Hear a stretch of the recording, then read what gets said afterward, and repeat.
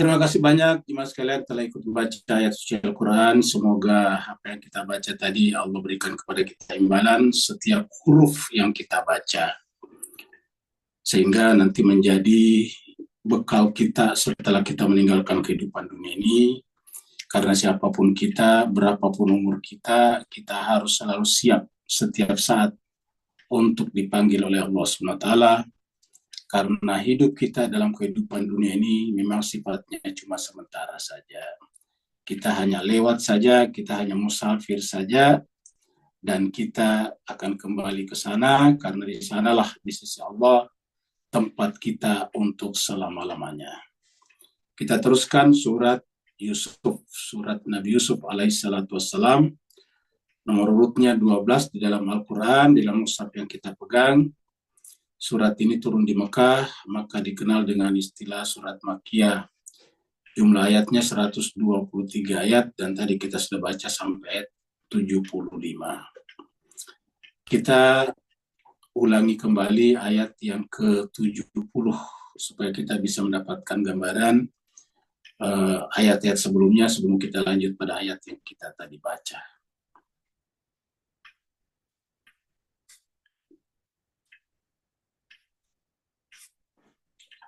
Di ayat 70 terakhir Allah SWT berfirman, A'udzubillahi minasyaitonirrajim, Bismillahirrahmanirrahim.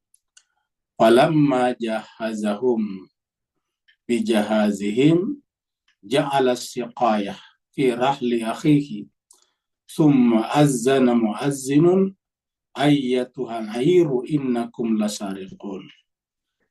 Falamma maka tatkala jahazahum, mereka yaitu orang-orangnya Nabi Yusuf mempersiapkan bekal mereka, yaitu hasil barteran barang mereka dengan gandum, bijahazim dengan persiapan yang diberikan kepadanya, ja'ala siqaya fi rahli akhihi, kemudian atas perintah Nabi Yusuf, kemudian salah seorang dari mereka masukkan siqayah, tempat minum, alat untuk minum atau takaran, ke dalam karung saudaranya, yaitu saudaranya maksudnya Bunyamin. Untuk apa dimasukkan di sini? Untuk fitnahnya bukan, untuk menahan Bunyamin supaya tidak kelihatan bahwa Bunyamin itu saudaranya Yusuf. Ya, supaya mereka belum terbongkar kalau ini sebetulnya adalah ending daripada cerita mereka, yaitu bahwa yang ada di depan mereka adalah Yusuf, yang mereka buang atau bunuh berdasarkan laporan mereka kepada ayahnya. Jadi di dalam karungnya Bunyamin. Dan apakah ini menjadi Bunyamin korban? Tidak, karena ini sudah sepengetahuan Bunyamin. Ingat, pada pertemuan sebelumnya sudah sepengetahuan Bunyamin. Jadi summa adzana muadzin, lalu kemudian penyeruh dari kaumnya, dari orangnya Nabi Yusuf, berseru mengatakan, ayyatuha al-airu, siapakah di antara kalian rombongan peminta rangsum atau jatah gandum yang ditukar dengan barang-barang itu yang mengambilnya. Karena siapa yang mengambilnya? Innakum lasariqun, kalian ini adalah benar-benar pencuri. Innakum lasariqun, kalian adalah benar-benar pencuri. Lamnya taukid, benar-benar pencuri. Jadi bukan tuduhan saja, tapi sudah memastikan kalian ini pencuri. Kalian siapa? Yang 10 orang itu. Sekarang kita masuk pada ayat baru. Ya. Qalu, mereka berkata. Ya. Mereka berkata, maksudnya mereka di sini adalah saudara-saudaranya Yusuf, yang kakak-kakak ini, yang jahat, yang zalim. Wa aqbalu dalam sementara. Jadi wawnya di sini kita artikan hal. Mereka berkata ketika sedang menghadapnya, alaihim kepada mereka. Himnya di sini adalah orang-orangnya Nabi Yusuf. Ya. Jadi mereka menghadap kepada petugas-petugas Nabi Yusuf, dan salah seorang di antara tadi berseru bahwa mereka kehilangan sesuatu. Maka kemudian mereka menghadap lalu bertanya, Mada tafqidun. Madza tafqidun. Kalian kehilangan apa? Jadi kalau bahasa kita, kalian kehilangan apa? Apa di sini?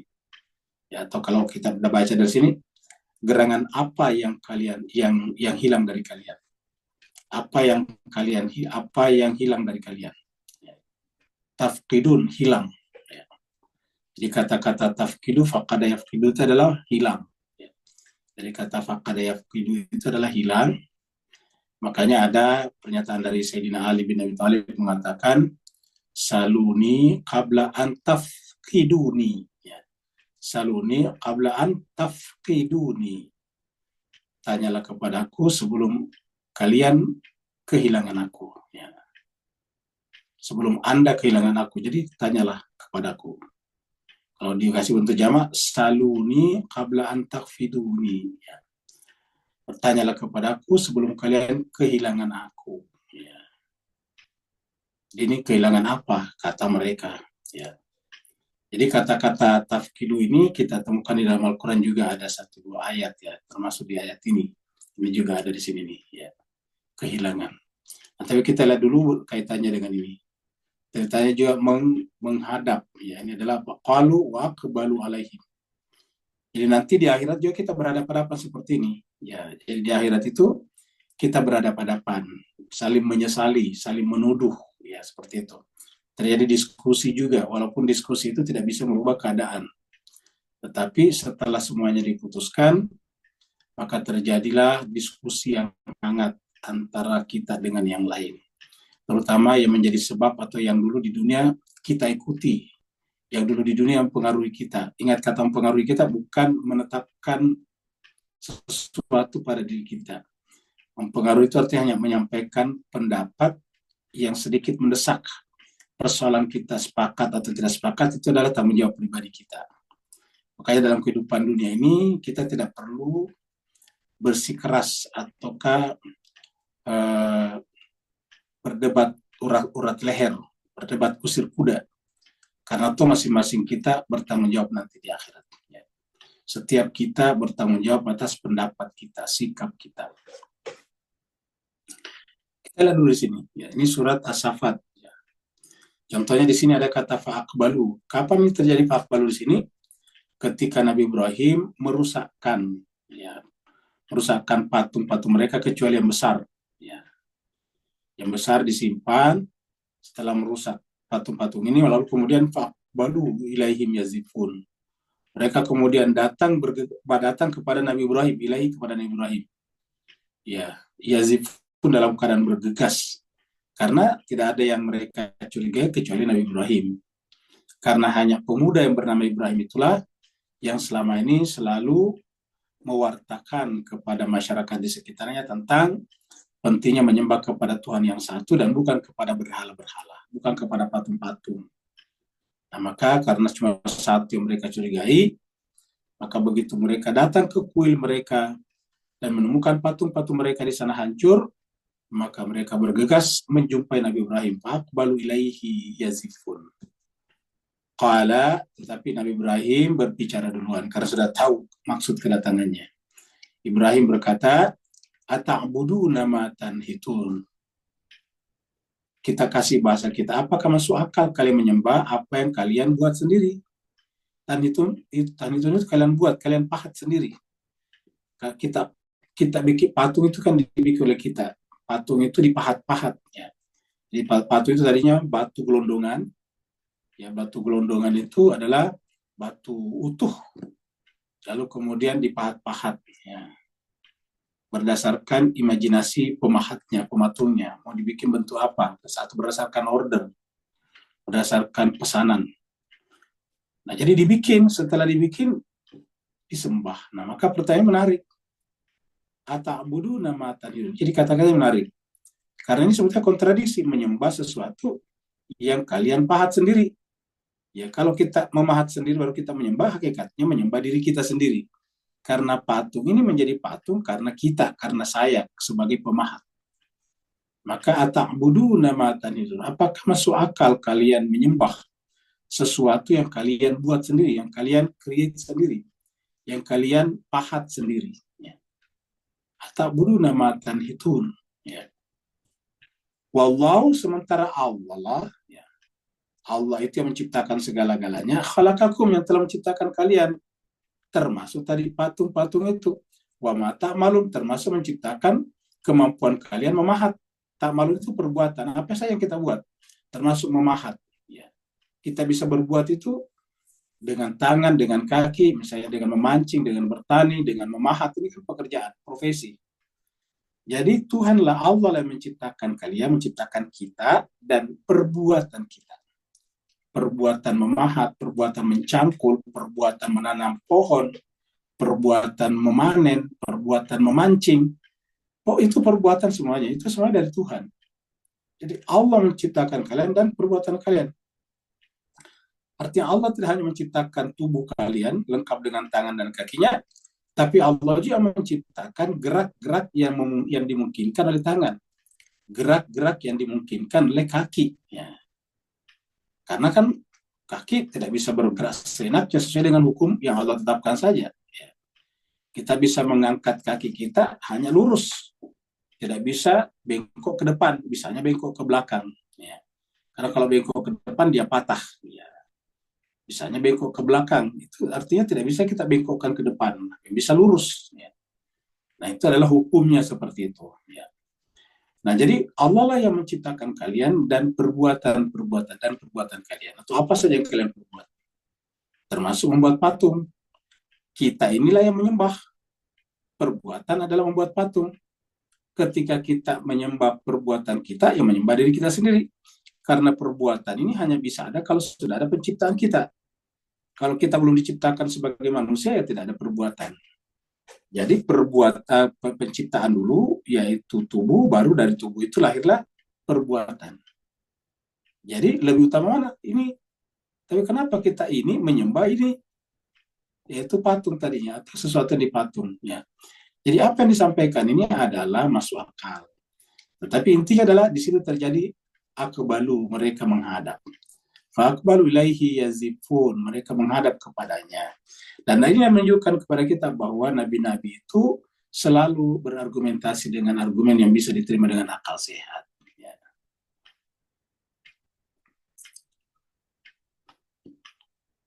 Jadi Allah mengatakan qalu aqbalu alaihim madza yafkidun. Yang mereka sekarang tanyakan kepada saudara-saudaranya Yusuf, apa kepada orangnya Yusuf, madza tafkidun, apa yang hilang dari kalian? Apa saja kalian kehilangan? Kehilangan apa saja kalian? Qalu, mereka menjawab, nafkidu suwa'al maliki waliman ja'a bihi himlu ba'irin. Jadi mereka berkata, mereka di sini ini dengan ini beda. Qalu di sini adalah saudara-saudaranya Yusuf, kakak-kakaknya yang zalim, sedangkan qalu di sini adalah orang-orangnya Yusuf, ya, bujang-bujangnya, pembantu-pembantunya di kantor. Ini adalah qalu di sini. Ya. Jadi mereka berkata, nafkidu suwa al-maliki. Kami kehilangan suwa al-maliki, yaitu pialanya raja. Waliman ja'a bihi, dan siapa yang bisa mendatangkan, waliman ja'a, siapa yang bisa mendatangkan, ya, himlu ba'airin, maka kemudian dia mendapatkan tambahan jatah, tambahan kuota. Tambahan kuotanya tidak tanggung-tanggung, yaitu himlu ba'irin, satu unta, satu beban unta. Jadi maksudnya itu sebanyak satu unta. Kalau sekarang ini satu truk, bayangkan kalau ditambahkan satu truk. Ya. Dulu kan belum ada truk yang ada unta, jadi satu muatan unta. Siapa yang bisa mengembalikannya? Satu muatan unta. Ya, kenapa dia berkata begini? Karena dia tahu pasti tidak menemukan dalam karung-karung mereka. Karena nanti 10 orang ini hanya akan memeriksa barang-barangnya masing-masing. Kan masing-masing kan bawa barang yang akan diangkut nanti pulang. Jadi setiap orang ini bertanggung jawab sekian karung misalnya. Ya, kemudian mereka hanya mencari karung-karungnya saja. Tentu mereka tidak menemukannya, sehingga tidak mungkin terjadi himlu ba'irin. Tetapi setelah mereka melakukannya dengan bersemangat, ada kata-kata man ja'a bihi himlu ba'irin. Kenapa? Karena barang itu disimpan di karungnya Nabi Yusuf, dan Nabi Yusuf tidak ada di situ. Akhirnya nanti kemudian Dialah yaitu si yang berkata tadi di sini qalu, yaitu orang-orangnya Nabi Yusuf lah nanti yang mencarinya sendiri dan menemukannya di karung Nabi Benyamin alaihissalam. Jadi disimpan di Benyamin. Nah, Benyamin nanti kemudian ditahan karena nantinya hukumannya dalam tanda petik ditahan. Sehingga dengan cara begitu Benyamin tinggal di sana tanpa sepengetahuan kakak-kakaknya kalau ini sebetulnya adalah tipu daya Nabi Yusuf sendiri. Ya, tipu daya Nabi Yusuf. Dan mengatakan apa kamu tipu daya? Tuhan juga melakukan tipu daya. Karena tipu dayanya Tuhan itu tidak untuk mencelakai, tapi untuk memperbaiki keadaan. Jadi wa ana bihi zaim, dan kata Nabi Yusuf ya, atau kata orang yang berkata tadi, saya lah yang akan menjaminnya, saya pasti dapat. Wa ana bihi zaim, saya akan memberikan jaminan kalau ada yang menemukan di karungnya masing-masing, maka dia akan mendapatkan himlu bahirin, satu muatan barang-barang, satu muatan onta, satu beban onta, ya. Satu truk kalau sekarang. Wa nabihi zaim, dan saya akan menjaminnya. Nah, kita lihat di sini. Ini adalah tafaqqada. Ada juga dalam tafaqqada. Jadi ketika Nabi Sulaiman memeriksa barisan burung-burung, karena Nabi Sulaiman bisa membriefing semua hewan-hewan. Di sini dikatakan wa tafaqqada tayra. Lalu kemudian Nabi Sulaiman memeriksa, di sini disebutkan memeriksa. Kata memeriksa di sini itu mencari siapa yang hilang gitu. Jadi kata-kata memeriksa di sini adalah memeriksa barisan itu adalah memastikan bahwa semua ada at-tayr burung-burung. Jadi burung-burung itu bikin barisan. Dihitung satu persatu oleh Nabi Sulaiman. Nah, kenapa dihitung? Untuk mengetahui apakah ada yang hilang atau tidak. Nah, jadi namanya tafaqqadat tayra, untuk mencari apakah di antara burung-burung itu ada yang tidak hadir, ada yang absen atau tidak. Ya, itu namanya tafaqqada. Jadi artinya tafaqqada itu adalah mencari tahu adakah yang hilang, adakah yang tidak hadir, adakah yang absen. Ya. Wa tafaqqadat tayra. Faqala, lalu kemudian berkata, Nabi Sulaiman maksudnya berkata, maliyala ara al-hudhuda. Ternyata memang ada satu yang hilang, yaitu burung hudhud. Ya. Karena begitu dia periksa, dia katakan mali, kok tidak ada, saya lihat, la ara. Mali, kalau bahasa kita sudah, ada apa ini kok saya tidak melihat. La ara, saya tidak melihat al-hudhud, yaitu burung hudhud. Jadi satu burung hudhud yang tidak ada yang absen, yang tidak hadir. Ya. Nah, jadi ada yang tidak hadir di sana. Mali la ara al hudhuda. Kok saya tidak melihat ini sekarang burung hudhud. Kemana yang satu ini? Ya. Nah, jadi jemaah sekalian berbahagia, dari sini kita lihat bahwa Nabi Sulaiman itu bisa berkomunikasi dengan hewan-hewan itu dan bisa melihat, membriefing mereka, bisa memeriksa barisan mereka. Ya, dan ini menunjukkan bahwa Nabi Sulaiman itu hafal benar ada yang hilang atau tidak hilang. Yang namanya burung-burung kan banyak. Ya. Jadi kok bisa memeriksa ini yang ada yang tidak ada di sini. Jadi lagi-lagi kita lihat bahwa namanya Nabi itu tidak mungkin lupa, tidak mungkin confuse, tidak mungkin menjadi kacau. Ya. Kalau kita kan biasa kacau tuh. Kalau sudah terlalu banyak bilangannya kacau misalnya begitu. Atau sudah terlalu sudah terlalu sering menghitung dengan bilangannya sama, sudah kacau. Nah, kalau Nabi nggak mungkin mencapai derajat, nggak mungkin kacau seperti itu. Karena para Nabi dan Rasul telah mencapai derajat sempurna, insan kamil. Kalau dia masih lupa, berarti tidak kamil namanya. Nah, maka dengan demikian, kalau Nabi Sulaiman saya di sini kita lihat tidak lupa, ada burung hudhud yang hadir, yang tidak hadir di sana. Kalau dia lupa, tentu dia tidak perhatikan. Bagaimana pula dengan Nabi Muhammad kita? Masa Nabi Muhammad misalnya lupa rakaat salatnya misalnya. Jadi di sini kita lihat, ini burung hudhud saja dihafal, bayangkan. Ya, tahu ada yang hilang dan tidak ada nih. Ya. Nah, dengan demikian ini menjelaskan kepada kita bahwa Nabi itu tidak mungkin lupa, tidak mungkin miss, tidak mungkin ada yang tidak tercakup oleh ilmunya. Jadi malila araful al-hudhuda amkana minal ghaibin. Ya. Kenapa dia tidak hadir? Atau memang dia sengaja tidak hadir seperti itu. Amkana minal ghaibin. Atau memang dia sengaja tidak hadir. Ghaib itu tidak hadir, waib, ya, absen. Jadi kita sudah lihat di sini ada kata-kata tafaqada. Ya. Dan surat Al-Qalam juga, ini ada kata zaim di sini. Nah, kita lihat di sini. Yang tadi kan ada kata-kata zaim memberikan jaminan. Ya. Nah, kita lihat di sini Allah mengatakan, salhum, tanyalah mereka, ayyuhum, siapa di antara mereka bidzalika zaim, yang bisa bertanggung jawab terhadap yang demikian itu. Ini berkaitan dengan nanti di akhirat. Ya, jadi apabila ada perbuatan kita pasti harus bertanggung jawab. Ini adalah kelanjutan daripada ayat sebelumnya. Kita lihat dari ayat ini, kita lihat di sini saja nih. Ya. Ini surat Al-Qalam. Ya, kita baca dari ayat 30 ya, nih 35 saja ya. Tadi ayat 40, jadi kita baca cepat. Supaya kita tahu konteksnya.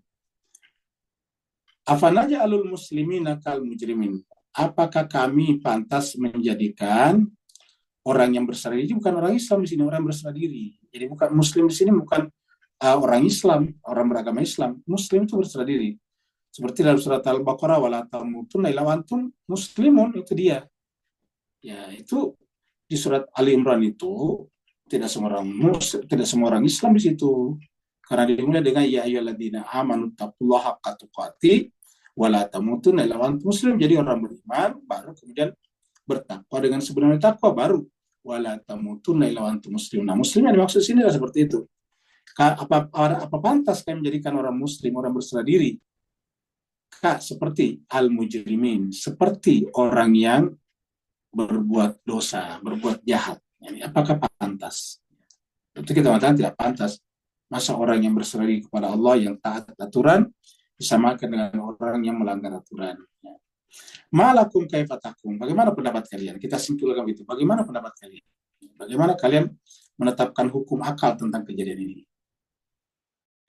Am lakum kitabun fihi tadrusun. Ataukah apakah kalian punya kitab suci yang lain yang bisa kalian baca, yang kemudian membenarkan apa yang salah? Artinya tidak sejalan dengan pertanyaan tadi ini. Masa orang baik-baik disamakan dengan orang tidak baik? Kan sederhana. Orang baik tidak pantas disamakan dengan orang jahat. Ya, orang jahat ya diberikan hukuman. Orang baik diberikan apresiasi. Jadi ini adalah diberikan reward, ini diberikan punishment. Ya. Malakum kaifatakum. Ataukah lakum kitabun fihi tadrusun. Ataukah mungkin kalian punya kitab suci lain yang kalian pelajari. Ya. Inna lakum fihi lama takhayyarun. Innakum, sungguhnya kalian, fihi, dalam kitab suci itu, kalian bisa memilih, artinya bisa memilih antara yang datang dari Allah atau yang lain. Inna lakum fihi lama takhayyarun. Am lakum aimanun alaina balighah ila yaumil qiyamah. Inna lakum lama tahkumun. Amlakum, ataukah kalian telah mempunyai aiman, sumpah alain atas kami, telah bersumpah atas kami, balighatun. Jadi aimanun balighatun, sumpah yang teguh, sumpah yang puncak sumpahnya itu puncak kesetiaan pada sumpah, balighah, sampai hari kiamat. Innalakum lama tahkum. Semuanya bagian untuk kalian apa yang kalian putuskan. Kita bertanggung jawab atas keputusan kita. Kita yang memutuskan, kita mau ikut yang benar atau yang salah, kata Tuhan.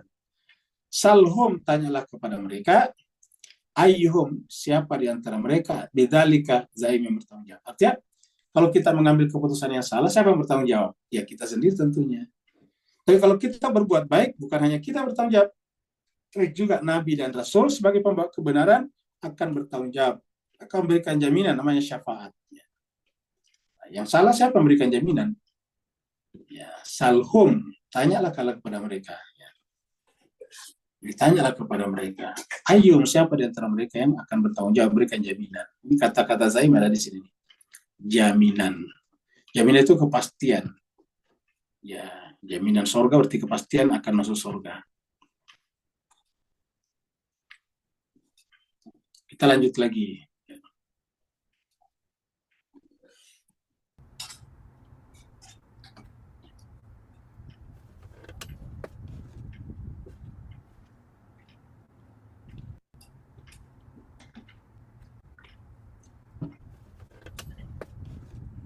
Jadi jemaah sekalian coba lihat yang namanya pencuri. Pencuri itu adalah mengambil sesuatu tanpa sepengetahuan orangnya. Satu. Yang kedua, yang namanya mencuri itu tidak ingin ketahuan orang lain. Lihatlah setelah mengambil tas ini, mereka belok tuh, walaupun sudah ambil. Waktu dia ambil pasti pastikan tidak ada orang. Terus setelah diambil, coba lihat lagi, dia akan belok kiri kanan lagi, lihat, perhatikan. Supaya dipastikan tidak ada orang. Kenapa? Karena yang namanya mencuri itu tidak ingin ketahuan oleh orang lain. Nah, pencuri itu bisa perorangan, bisa bergerombol. Kaitannya dengan kakak-kakaknya Nabi Yusuf bergerombol, berkongsi 10 orang. 10 orang bersepakat, dan itu rapih. Karena sampai detik ini, ketika Nabi Yusuf sekarang sudah menjadi dewasa sekali, bahkan sudah menjadi pejabat di Mesir, tetapi mereka luar biasa. Yang 10 orang ini nggak pernah ada satupun yang tiba-tiba berkata, membocorkan kepada ayahnya, "Wah ayah, saya menyesal. Saya sampaikan bahwa dulu itu Nabi Yusuf, ya kita yang bunuh." Kira-kira gitulah. Nggak ada. 10 orang ini kompak melakukan kezaliman, dan kompak memelihara kezalimannya sampai detik ini. Ingat, sampai detik kita bercerita sekarang ini. Maksudnya detik ayat yang kita bicarakan ini. Yaitu ketika sampai di Mesir, dan kemudian dimasukkan piala raja ke dalam karung Bunyamin. Jadi dengan demikian sampai detik ini mereka masih berstatus sebagai pencuri. Ya, makanya tidak salah kalau kemudian diteriakin innakum lasariqun. Kalian ini adalah pencuri, ya gitu. Qalu, mereka berkata, ya. Kan mereka diteriaki innakum lasariqun. Apa pembelaan mereka? Qalu, mereka berkata. Jadi qalu di sini adalah kakak-kakaknya Nabi Yusuf, ya. Jadi qalu di sini, ya, adalah kakak-kakak Nabi Yusuf, anak pertama sampai anak yang ke-10 dari Nabi Yakub. Ya.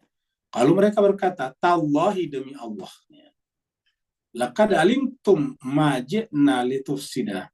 Kata-kata tallahi di sini agak beda sedikit dengan wallahi. Ya. Kalau tallahi di sini lebih kepada penekanan kalimat ini saja, bukan kepada objek. Ya.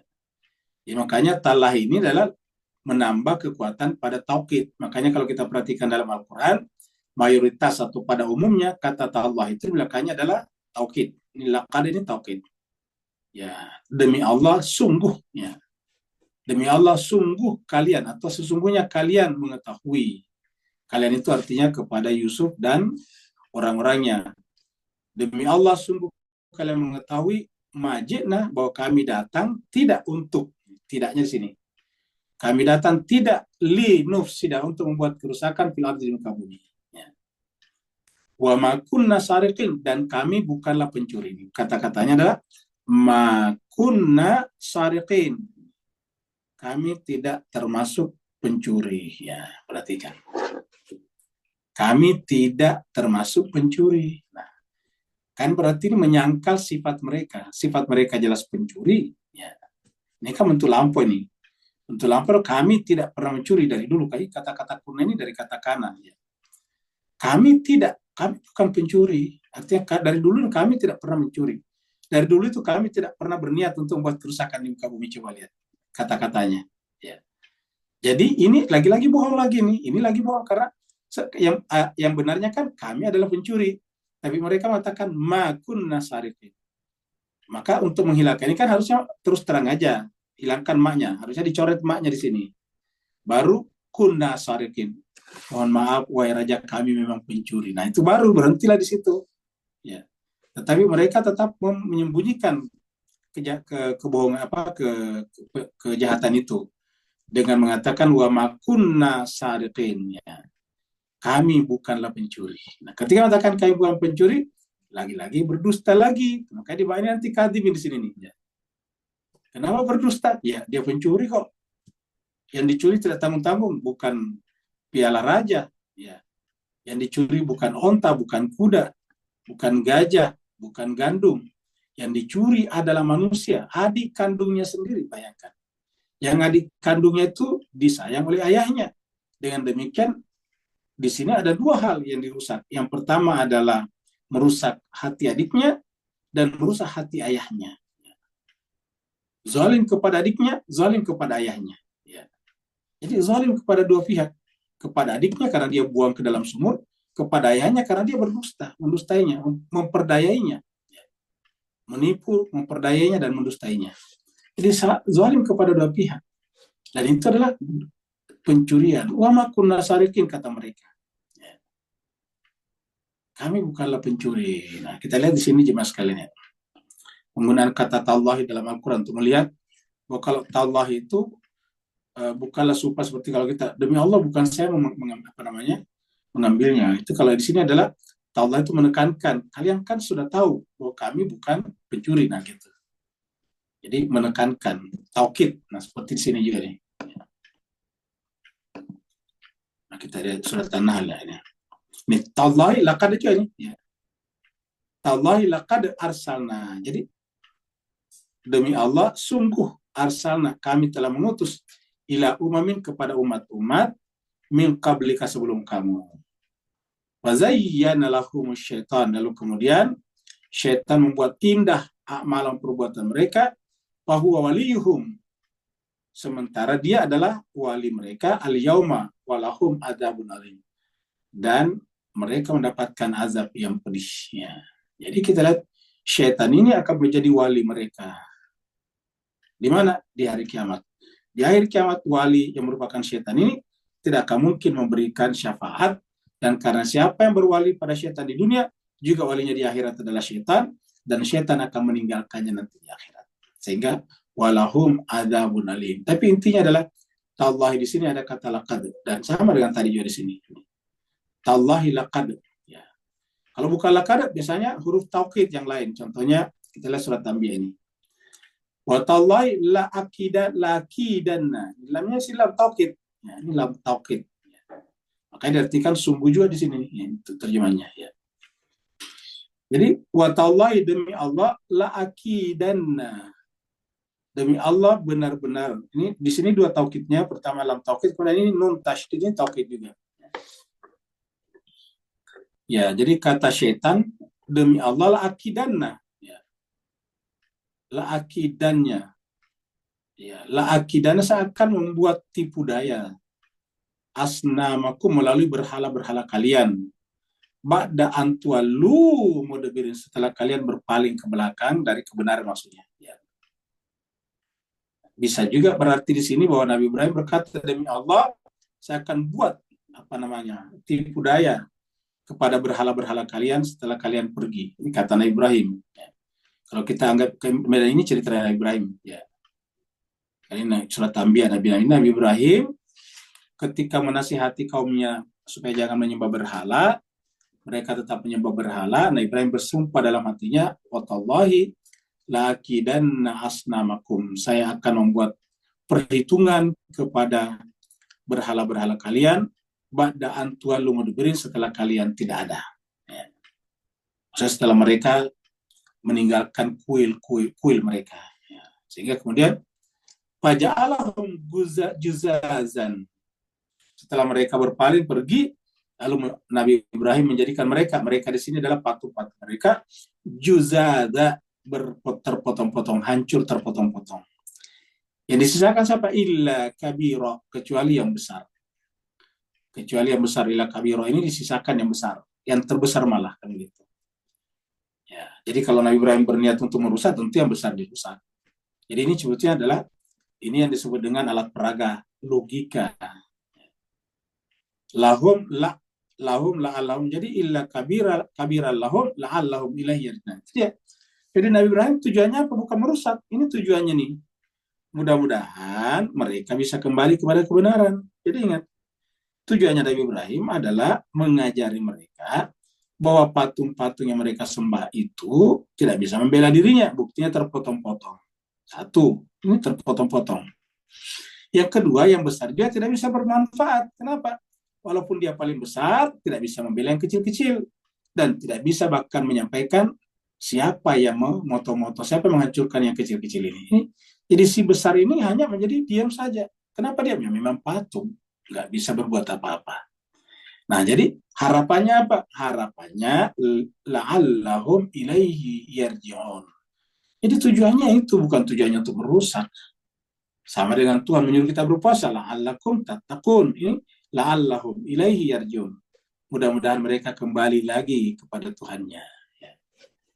Ilahi kepada Tuhannya mereka kembali. Ya, jangan menyembah patung-patung karena tidak masuk akal. Perbuatan paling bodoh itu menyembah patung. Kenapa? Karena patung itu dari batu gelondongan, baru kemudian kita kita bikin jadi patung.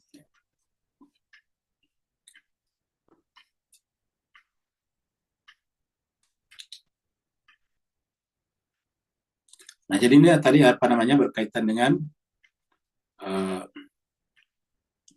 tallahi di sini. Jadi tallahi tadi itu berkaitan dengan taukid penekanan.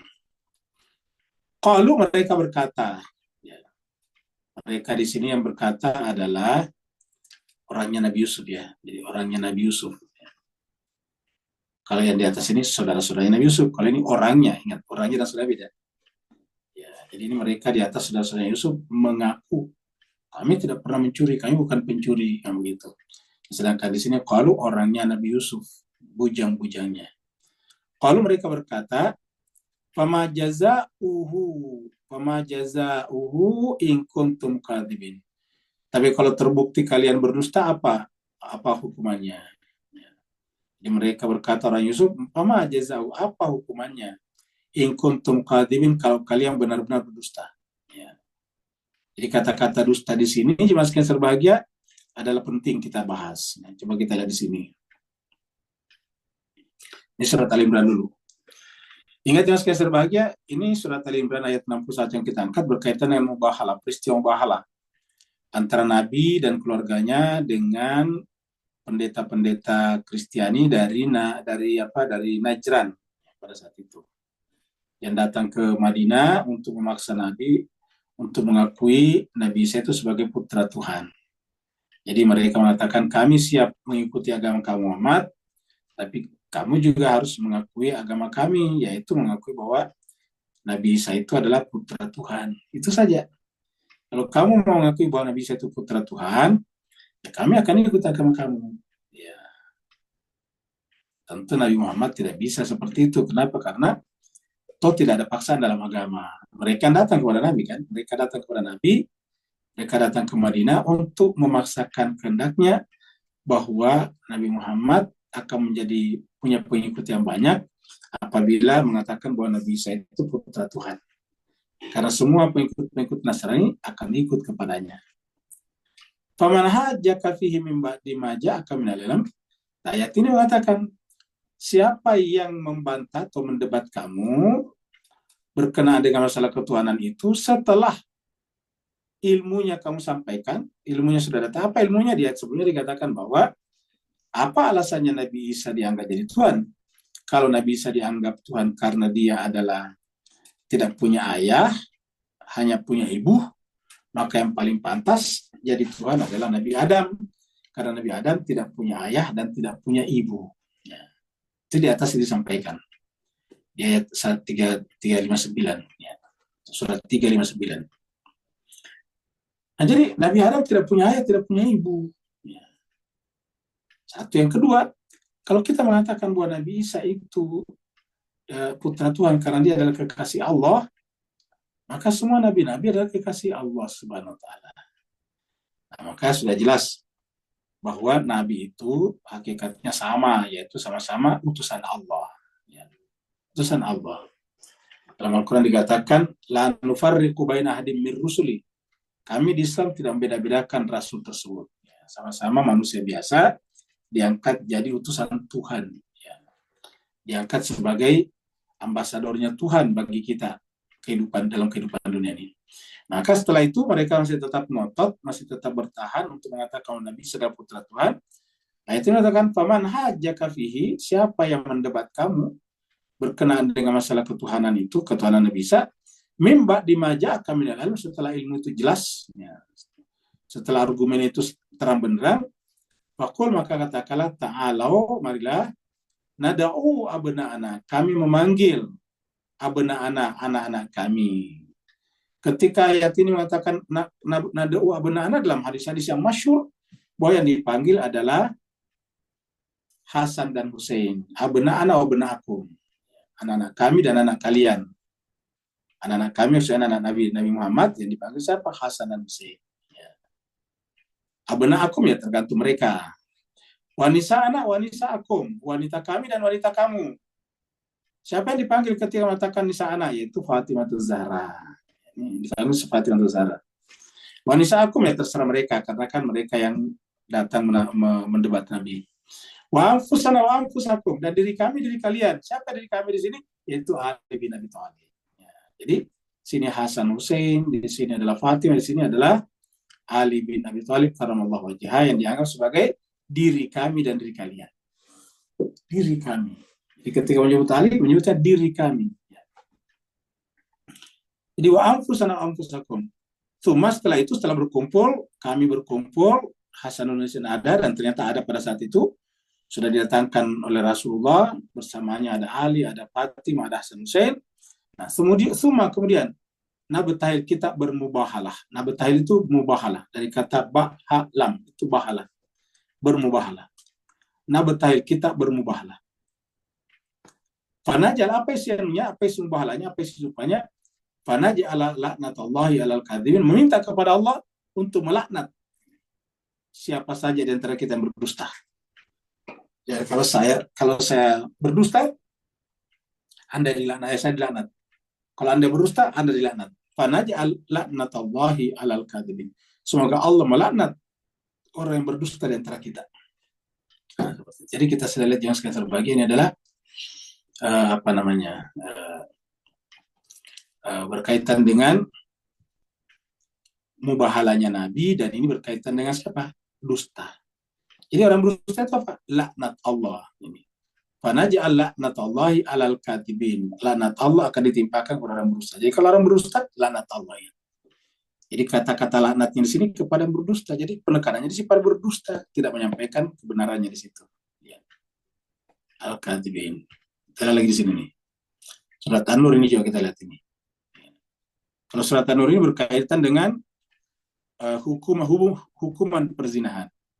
Suami yang menuduh istrinya berzina, yakin tetapi tidak punya saksi, karena saksi perzinahan itu harus ada 4, tetapi dia yakin istrinya melakukan itu, maka si penuduh itu harus bersumpah 4 kali demi Allah, 4 kali.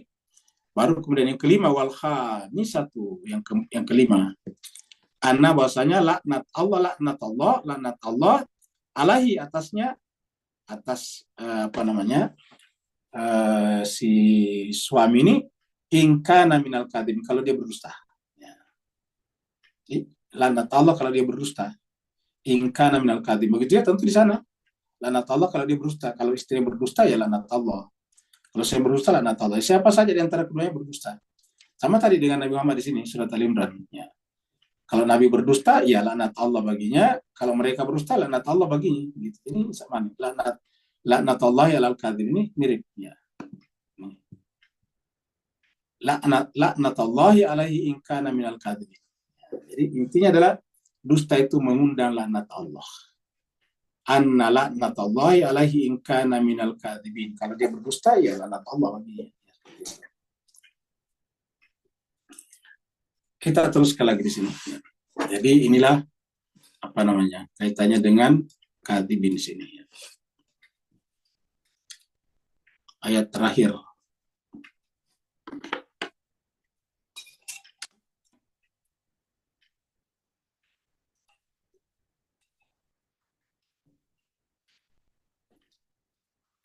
Lalu mereka berkata, siapa mereka di sini?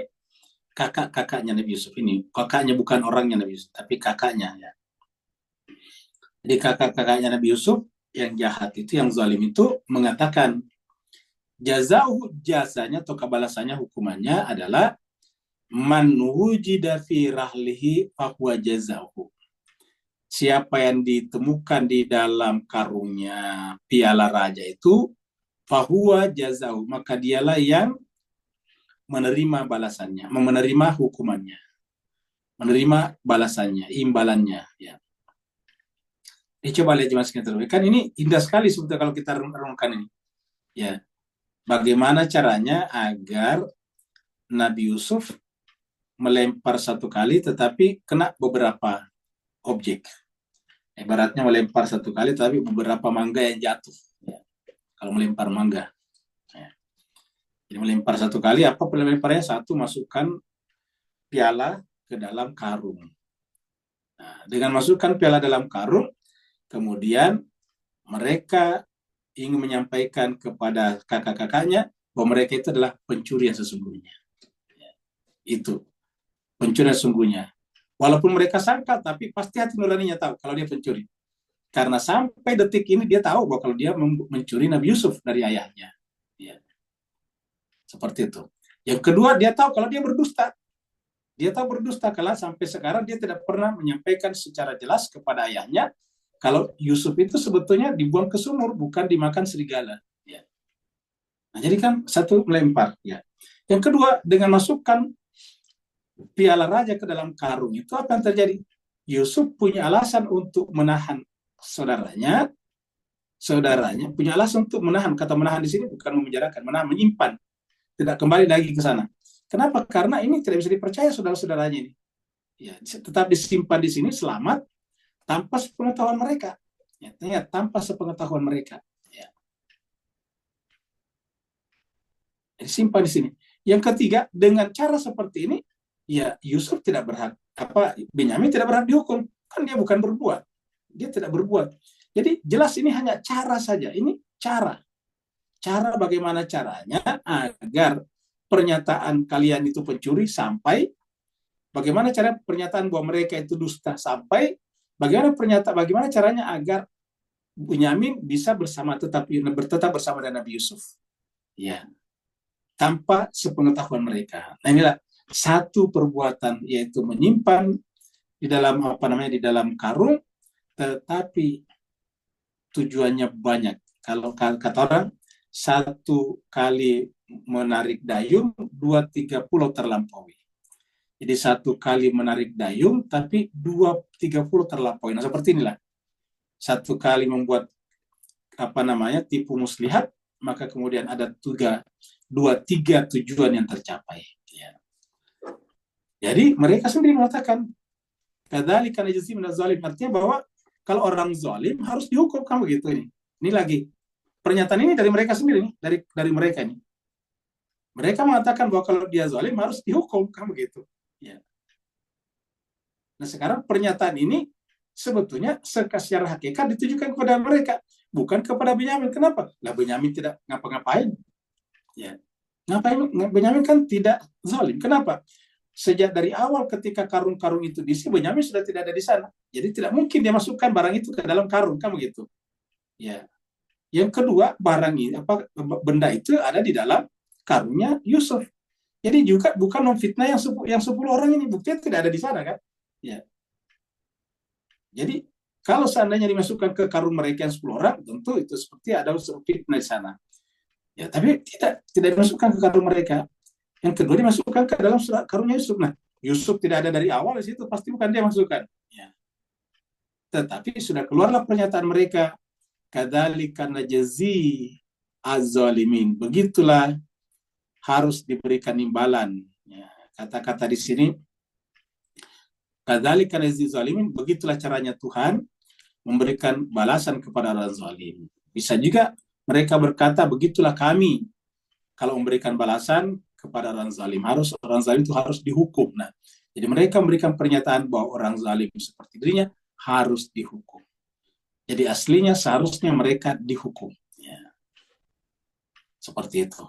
Ya, jadi inilah jemaah sekalian terbahagia, indahnya Al-Quran di surat Yusuf. Nah, kita lihat di sini. Ya. Surat Al-Araf. Ya. Ini kita lihat di sini orang zalim. Ya. Apa imbalannya orang zalim kalau di akhir ini? Lahum min jahannam mihadun. Mereka di dalam neraka jahanam, bukan hanya masuk neraka jahanam, tetapi min jahannam mihadun. Ya. Di neraka jahanam itu tempat tidurnya atau alas tidurnya itu adalah dari api neraka jahanam. Ya. Wa min fawqihim, dan di atas mereka gawashin. Ada selimut, tapi selimut jahanam juga, panas juga. Tempat tidurnya api, kelambunya juga api. Ya. Dapat kita bayangkan kalau tempat tidur kita api, kelambunya juga api. Mudah-mudahan bapak-bapak, ibu-ibu masih ingat kelambu. Karena sekarang hampir tidak ada lagi orang pakai kelambu. Jadi kalau namanya kelambu itu adalah kain tipis, transparan, yang digantungkan di tempat tidur dulu. Karena pada saat itu dulu belum ada kipas angin, belum ada AC, belum ada aircon, kemudian juga pada saat itu masih banyak nyamuk. Ya, jadi supaya orang tidak di apa supaya orang tidak digigit nyamuk, ya masuk ke dalam tempat tidur yang berkelambu. Ya, kita sebut kelambu selambu. Jadi tempat tidurnya itu dari api, kemudian kelambunya dari api juga. Apa kata Allah? Wa kadzalika, begitulah najzi kami. Nah, kami ini si Tuhan. Wa kadzalika najzi zalimin. Begitulah kami memberikan hukuman, imbalan, balasan kepada orang yang zalim. Jadi orang zalim harus ada konsekuensinya, harus ada hukumannya, seperti itu. Dan itu sudah diakui oleh saudara-saudaranya Yusuf sendiri. Jadi sebetulnya dengan cara seperti ini mereka dibuat mengakui bahwa mereka harus menerima hukuman atas kezalimannya. Ya. Sekarang kita lihat dulu apa yang dimaksud dengan dusta. Karena kan tadi di atas ini ada kata dusta di sini. Ya, jadi lihat dimasukkan tadi di sini. Ya, sini ada kata dusta di sini tadi nih. Nah, apa sih yang disebut dengan dusta itu? Ya. Apakah yang dilakukan oleh saudara temannya orangnya Yusuf itu dengan memasukkan piala di sana masuk kategori dusta? Nah, coba kita baca di sini. Kita baca di sini hadis berikutnya, ada 2 hadis nih. Ya. Neraka jika berdusta atas nama Nabi ini. Neraka jika berdusta atas nama Nabi. Neraka jika berdusta atas nama Nabi. Ya. Ini panjang hadisnya, ini kita baca semuanya. Nah, kita ambil saya dari sini nih. Ya, jadi ini adalah haddatsana Syu'bah an Mansur an Rib'i ibni Hirash. Jadi dari Rib'i bin Hirash. Anna bahwa dia sami'a aliyan. Jadi Rib'i ibn Hirash meyakini bahwa dia mendengar aliyan, Sayyidina Ali maksudnya, Imam Ali, aliyan, Sayyidina Ali karamallahu wajhah radhiyallahu anhu yakhtubu berkhutbah. Jadi dia mendengarkan, nanti dia hadir pada khutbah itu, dia mendengarkan Ali berkhutbah. Dan memang Imam Ali itu punya kumpulan khutbah namanya Nahjul Balaghah. Nahjul Balaghah itu 2 jilid. Jilid pertama tentang kumpulan-kumpulan khutbah, dan yang kedua adalah kumpulan surat-surat. Ya. Jadi itu udah khutbah. Jadi menunjukkan bahwa memang Ali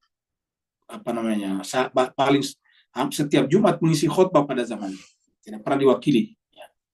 Nah, kumpulan khutbah ini dikumpulkan dalam sebuah buku namanya Nahjul Balaghah. Ya. Jadi dari Rib'i ibn Hirash mengatakan bahwa dia mendengarkan Sayyidina Ali berkhutbah. Ya, jadi dalam khutbahnya mengatakan qala Rasulullah, jadi mengutip Rasulullah. Jadi khutbahnya Ali mengutip Rasulullah. Qalanya di sini adalah Ali, qalanya di sini Rasulullah. Ya. Jadi kita bedakan ini warnanya. Jadi ini adalah qalanya Ali yang hijau, yang ini adalah qalanya Rasulullah. Ya. Qala Rasulullah sallallahu alaihi wasallam, Rasulullah sallallahu alaihi wasallam kata yang bersabda, kata Imam Ali, la taksibu alayya, janganlah kalian berdusta atas nama saya, kata Nabi dikutip oleh Ali.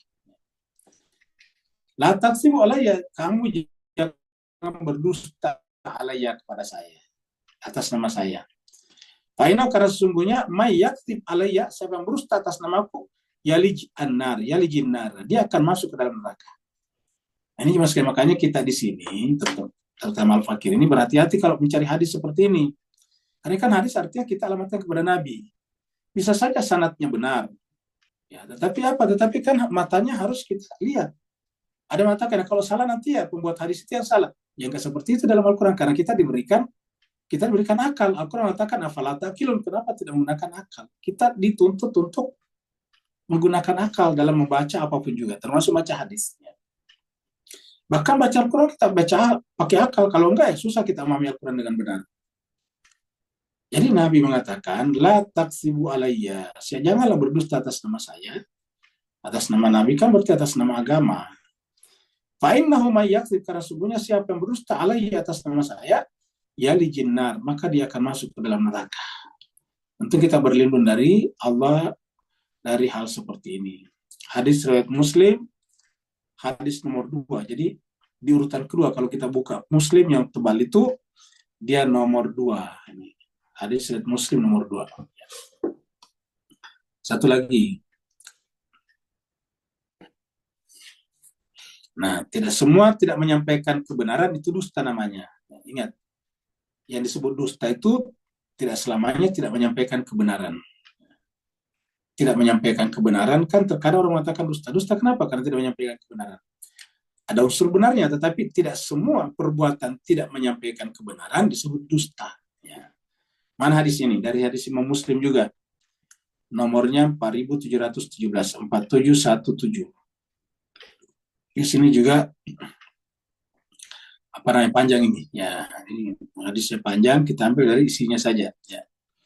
Ya, tapi kita sampaikan dulu sumbernya hadis ini ada seorang perempuan ini. Jadi kita lihat ini. Jadi anna ummahu. Jadi adalah dari Abdurrahman bin Aufa. Jadi Humaid bin Abdurrahman bin Aufa bin Auf. Ya, seperti misalnya Abdurrahman bin Auf kamu gitu. Anna bahwa ummahu ibunya. Anna ummahu ibunya. Siapa ibunya? Ummu Kulsum binta Uqbah. Ummu Kulsum binti anak perempuannya Uqbah binti Uqbah ibni Abi Mu'ais dari bin Abi Mu'ais.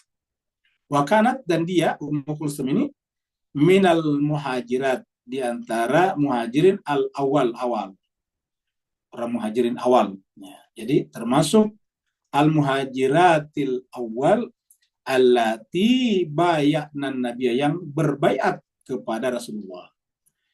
Bayatna di sini nunnya perempuan. Karena kan tadi perempuan-perempuan. Ini adalah berkaitan dengan perempuan-perempuan. Muhajirat ini muhajirin perempuan. Yang bayatna yang berbaiat an-nabiyya kepada Nabi sallallahu alaihi wasallam. Ya, dialah yang mengatakan akhbarathu.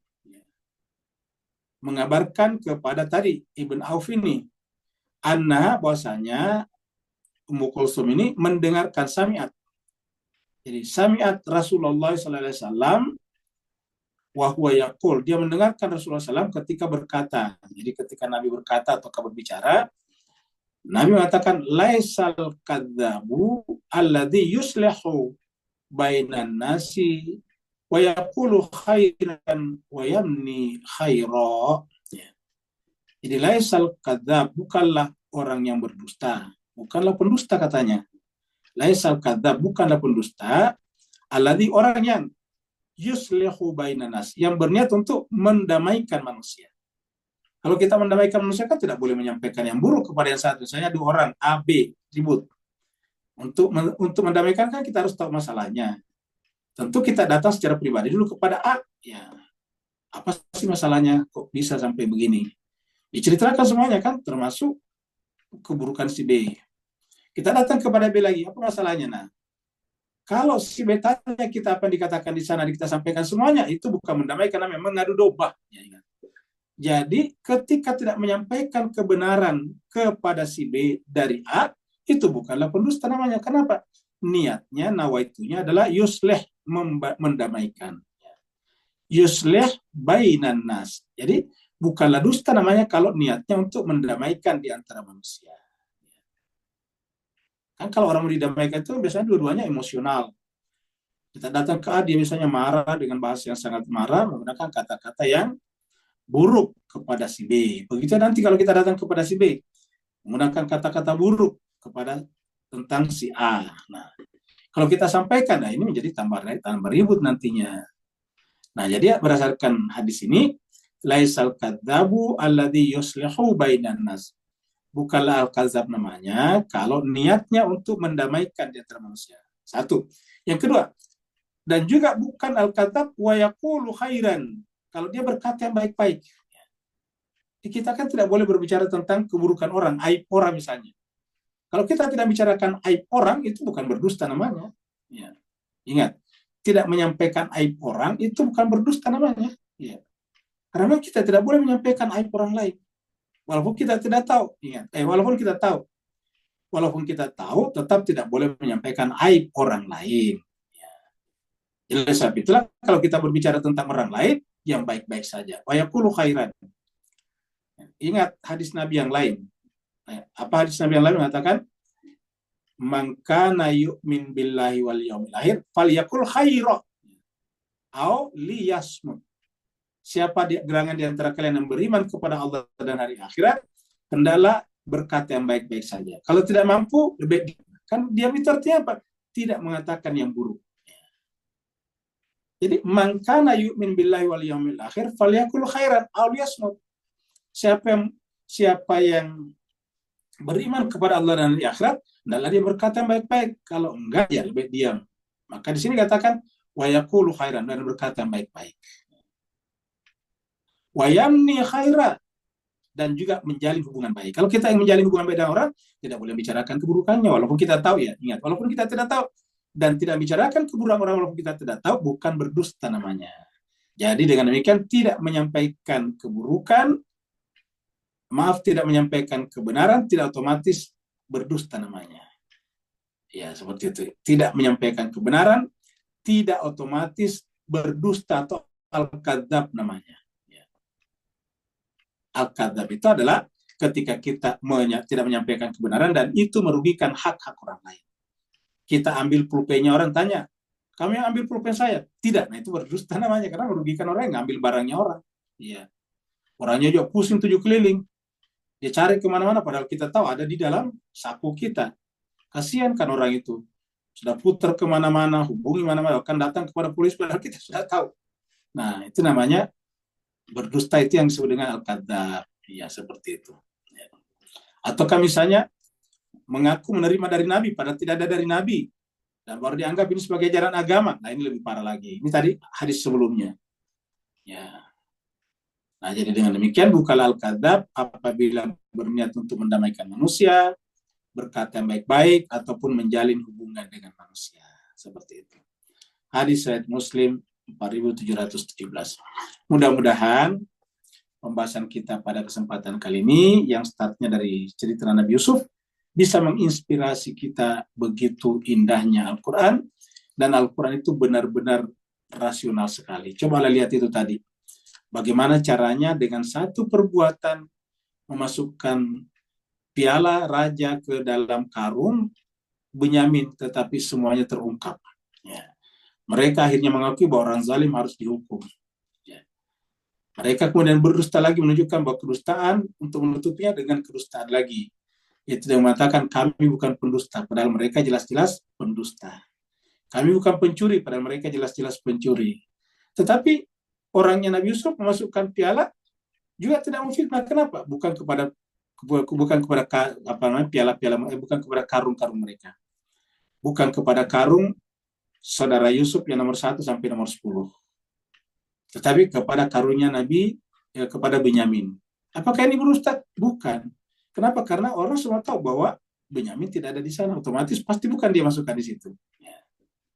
Nah, jadi inilah jemaah sekalian berbahagia, pentingnya Al-Quran, dan sekaligus Al-Quran itu sejalan dengan akal dan sekaligus mengajari kita tentang kerja-kerja akal logika. Maka membaca Al-Quran semakin lama semakin membuat kita menjadi smart, menjadi cerdas. Dan kecerdasan manusia membaca Al-Quran bukan kecerdasan artifisial. Ya, bukan AI, artificial intelligence ataukah akal imitasinya. Jadi sekarang saya lihat AI, artificial intelligence, diterjemahkan ke dalam bahasa Indonesia, nggak tahu nanti Malaysia, dengan akal imitasi. Jadi bukan akal imitasi, ini akal beneran, bukan juga akal-akalan. Bukan akal-akalan, bukan akal imitasi, tapi Al-Quran mengajarkan akal beneran. Maka Al-Quran berkata, afala ta'qilun, kenapa kalian tidak menggunakan akalnya? Mudah-mudahan saja seperti yang kita inginkan, kita selalu terberkahi dan bisa menjadi semakin smart, semakin cerdas di dalam mempelajari kitab suci Al-Quran, karena kita yang tunjukkan bahwa harusnya orang paling cerdas dalam hierarki dunia itu harusnya orang Islam. Kenapa? Karena dia punya buku yang luar biasa. Dia punya kitab suci yang luar biasa. Ingat, semua orang jadi hebat itu karena baca buku. Tetapi bayangkan kalau kita baca Al-Quran, serasa membaca seluruh buku yang dibaca oleh seluruh ilmuwan. kumpulkan semua ilmuwan, dari ilmuwan sosial sampai ilmuwan eksakta, ilmuwan ilmuwan pengetahuan alam. Semua guru besar kita kumpulkan, semua buku yang mereka baca, baru kita baca Al-Quran. Itu tidak ada apa-apanya. Ya. Buku-buku yang mereka baca hanya merupakan percikan-percikan dari Al-Quran saja. Dengan demikian harusnya umat Islam itu adalah umat yang paling luar biasa, karena orang baca Al-Quran secara rinci, serasa membaca seluruh buku yang telah dibaca oleh manusia. Serasa membaca buku dengan buku yang telah ditulis, dikarang oleh manusia. Semoga saja walafu minkum, kalau benar dari Allah, kalau salah dari Al-Fakir, mohon dimaafkan. Yang bertanya dipersilakan. Waalaikumsalam. Waalaikumsalam warahmatullahi wabarakatuh. Silakan Pak Nur. Alhamdulillah, barakallahu fiikum. Assalamualaikum warahmatullahi wabarakatuh. Kembali pada kupasan tersirat tadi. Kalau kita main chess, akhirnya Allah checkmate 10 saudara-saudara Yusuf yang durhaka tadi. Persis yang kita diingatkan dalam kupasan sebelumnya. Mereka gunakan emosi kemanusiaan yang jealous pada Yusuf, lantas membuat kepalsuan cerita Yusuf telah dimakan serigala. Padahal depan mereka yang mereka memperolokkan tu adalah seorang Nabi Allah, Nabi Yaakob, bapa mereka sendiri. Tapi diketepikan kenabian tadi yang nampak lebih jauh daripada mereka. Dan ini mengingatkan kupasan Ustaz mengingat pada surah 37 ayat 94 tadi, di mana ditanyakan Nabi Ibrahim AS, kenapa kamu sembah produk yang kamu pahat sendiri? Dan perkataan pahat tu bolehkah kita linkkan kepada zaman mana pun, kita manusia-manusia yang menggunakan emosi yang tak maksum tadi akan suka memahat, mencipta idea-idea yang sesat, walaupun sisi Allah tak begitu. Sebab Nabi Yaakob AS tadi dituduh sesat oleh anak-anaknya yang sesat. Beri pencerahan dan kaitan barakallahu fi afwan.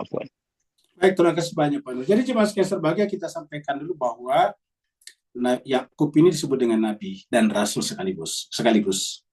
Dia termasuk salah satu dari 25 Nabi dan Rasul yang disebutkan dalam Al-Quran. Itu Nabi Yakub.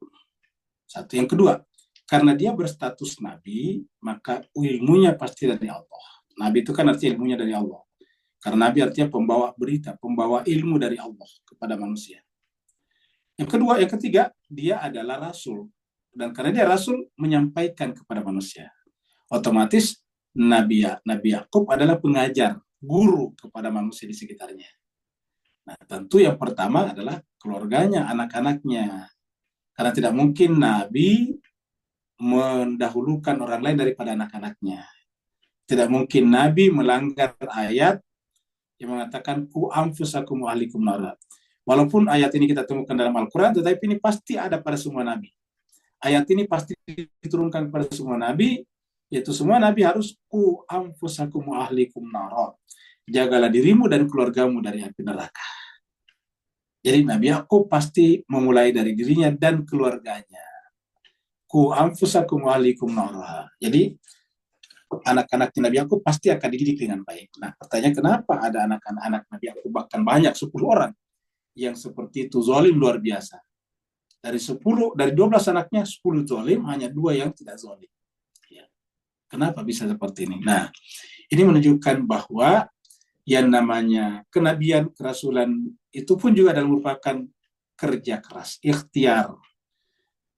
Bantuan Nabi sangat besar, tetapi dari pihak yang bersangkutan memang ada upaya dari kecil untuk mempertahankan fitrahnya, dan kemudian Allah membersamainya, mempertahankan fitrahnya. Jadi sehingga kemudian Allah menyertainya, Allah memeliharanya, maka disebutlah juga dengan maksum atau maksumin. Ya. Inilah yang terjadi pada Bunyamin dan Nabi Yusuf. Dan ini yang tidak terjadi pada saudara-saudaranya yang lain, sehingga disebut dengan minaz zalimin. Jadi cerita Nabi Yakub dan anak-anaknya ini sebetulnya menjelaskan surat Al-Baqarah ayat 124 yang disampaikan Allah kepada kakeknya Nabi Yakub, yaitu Nabi Ibrahim. Ya, kakeknya Nabi Yakub, Yakub bin Ishak bin Ibrahim. Allah berkata kepada Nabi Ibrahim, Nabi Ibrahim, ini ja'ilu kalinasi imamah. Saya mengangkat kamu sebagai imam bagi seluruh manusia. Lalu Nabi Ibrahim, kakek Nabi Yakub berkata, wa min dzurriyyati, dan zuriatku. Siapa zuriatnya? Tentu termasuk zuriatnya yang melalui Nabi Yakub. Ya, selain dari Nabi Ismail. Kan zuriat Nabi Ibrahim itu cuma 2 jalur, Ismail dan Ishak. Nah, melalui Ishak termasuk Nabi Yakub. Nabi Yakub berarti anak-anak Nabi Yakub. Jadi berlakulah ini. Maka berkatalah Nabi Ibrahim, wa min zuriati, zuriatku, semua turunanku. Berarti maunya Nabi Ibrahim, semua turunannya. Termasuk semua anak-anak Nabi Yakub. Ya, ingat, semua anak-anak Nabi Yakub, yang 12 orang itu. Tetapi ini tidak terwujud. Kenapa? Karena Allah mengatakan, la yanalu ahdiz zalimin. Dari keturunanmu Ibrahim, tetapi tidak semuanya. Hanya orang yang tidak melakukan kezaliman. Karena janji penunjukan menjadi imam bagi seluruh manusia ini tidak berlaku bagi keturunanmu yang zalim. La yanalu ahdiz zalimin. Dengan demikian dari 12 anak keturunannya Yakub, 10 orang sudah tidak bersyarat, sudah tidak memenuhi syarat, sudah didiskualifikasi, disqualified, didiskualifikasi untuk menjadi nabi. Tidak mungkin, ini sudah gugur. Ya. Ibaratnya itu sudah tidak bisa datang ke pertandingan sepak bola dunia, sudah gugur duluan. Ya. Nah, yang bisa itu cuma 2, yaitu Nabi Yusuf dan Nabi Benyamin. Dan Allah memilih Nabi Yusuf. Ya. Jadi cuma 2 syarat, Yusuf dan Benyamin, dan Allah memilih Nabi Yusuf alaihissalatu wassalam. Nah, inilah yang kita bicarakan, sehingga Nabi Yusuf. Nah, dengan demikian juga sekalian berbahagia, cerita Nabi Yusuf ini indah sekali. Karena mengajarkan kita tentang suksesor, pengganti, atau suksesi, proses penggantian Nabi-Nabi Allah. Sehingga jelas sekali, bahwa penggantian Nabi itu tidak boleh berdasarkan pemilihan orang banyak, tidak boleh juga berdasarkan urutan anak yang pertama, pasti tidak, belum tentu. Tapi berdasarkan anak yang suci, zuriat yang la yanalu ahdi zalimin, keturunan yang tidak pernah melakukan kezaliman. Seperti mana dalam ayat ini, yaitu bahwa kalau sudah melakukan kezaliman, berarti perbuatannya.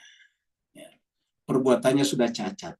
Kalau perbuatannya sudah cacat, berarti telah mengingkari penciptaannya. Karena Allah yang menciptakan kita dan perbuatan kita. Perbuatan kita diciptakan untuk berbuat baik. Untuk tadi berkata yang baik-baik. Untuk tadi mendamaikan manusia. Untuk tadi menjalin hubungan persaudaraan dengan siapapun juga. Berikutnya lagi. Kalau tidak ada, berarti kita akhiri sampai di sini. Terima kasih banyak Bapak Ibu sekalian. Mohon maaf atas segala kekurangan. Wa'alafu minkum. Wassalamualaikum warahmatullahi ta'ala wabarakatuh. Waalaikumsalam.